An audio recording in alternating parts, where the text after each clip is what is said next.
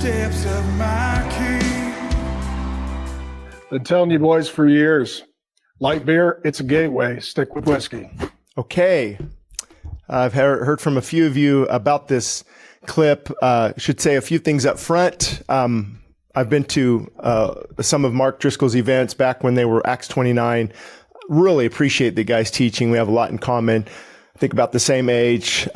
He's in Arizona. I'm in California. So when I do videos like this, I want to be clear that I'm not, trying to be judgmental and arrogant. I think, people make videos of me saying things. So, as long as we can learn from it. But to me, this is a kind of a dangerous statement when pastors are encouraging, especially whiskey.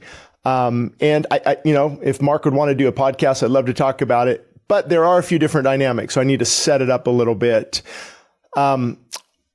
Pastors, well, I should just say Christians in general, the whole, debate over alcohol, it's actually very simple, but not easy. Biblically speaking, yes, a person can have a drink now and then. That's a no-brainer. Now, should they? That's where it gets, for example, can I technically, biblically, sure, I guess. Should I? That's where it crosses the line. And, with my addictive type of personality, one usually makes me want to get 2, 3, 4, or 5. So you've got people who maybe don't have an issue and maybe they can have a little bit now and then. And so they don't quite understand, that hardline stance. That's probably where Pastor Mark is. I know a lot of the guys in the Reformed camp. I had friends who would actually make their own beer, make their own whiskey in their garage. And, it's kind of the thing, bring it to Bible study. I don't think that's wise at all. And I think Pastor Mark knows, many people know, the devastating effects. I mean, I can just think of we're dealing with 6 major issues right now at our church. And by I mean major, it's major.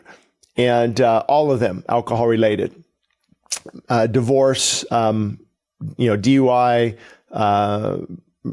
ongoing conflict and addiction, and it just destroys lives. So it's kind of hard for me to have, because I see what he's saying is coming against a woke culture, Bud Light, real men drink whiskey. Actually, whiskey will get you hammered really quick.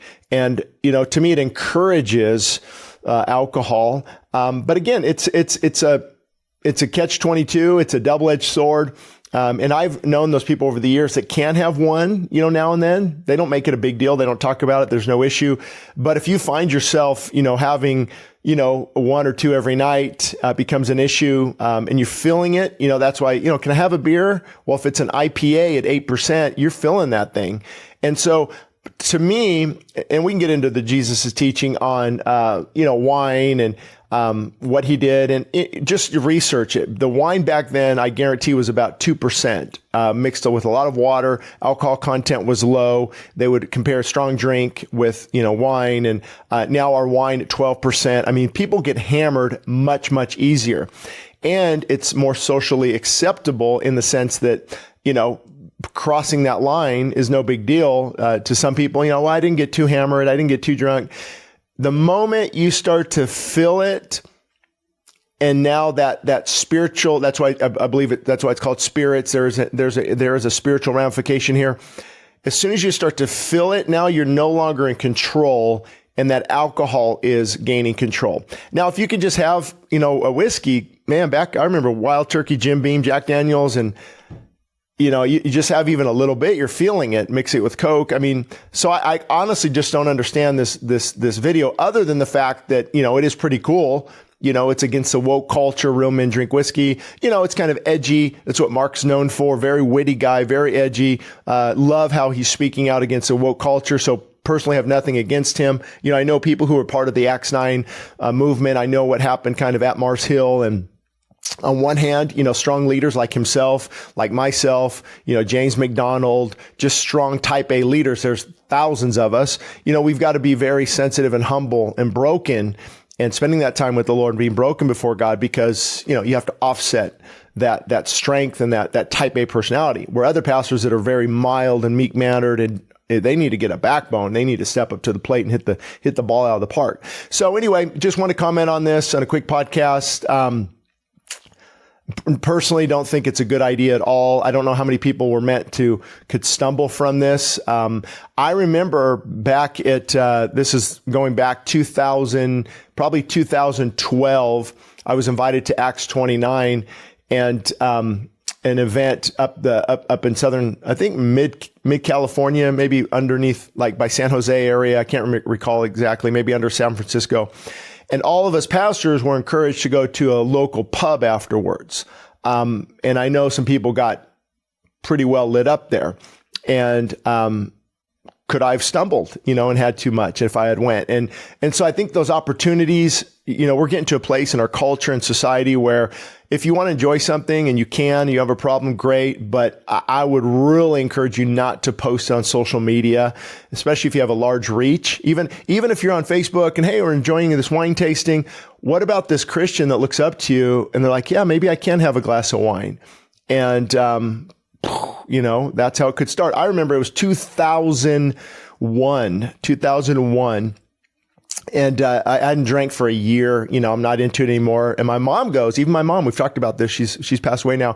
Hey, son, you probably can have a glass of wine now. And I'm like, yeah, that's probably true. And so had a glass of wine, end up having the bottle of wine, ended up picking up out beer and realized, that's, probably not a good idea for many people. And so the thought is we're not being legalistic and rigid. You can't drink. If you do, make sure you don't have a problem. Make sure it's every now and then.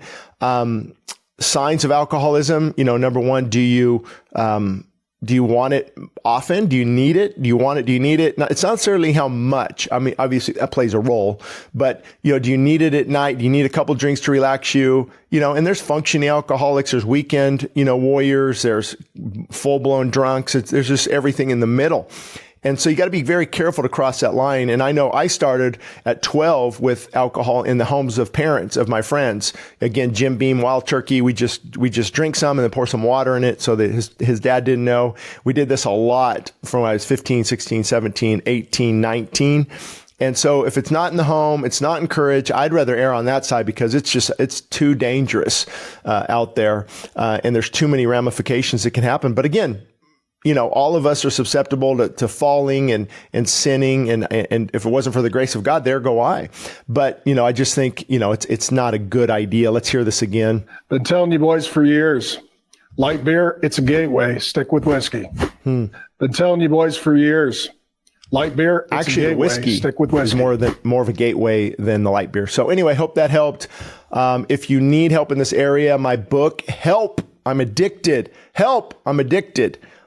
Controlling the Cravings That Control You, I believe is the subtitle. It is available as a free download. Yes, you can get it at Amazon, Kindle, and different things, but it's a free download at our church website, westsidechristianfellowship.org, under free ebooks, westsidechristianfellowship.org. Help, I'm Addicted. You can download it right now, and you can get some help and some encouragement in this area. Thank you.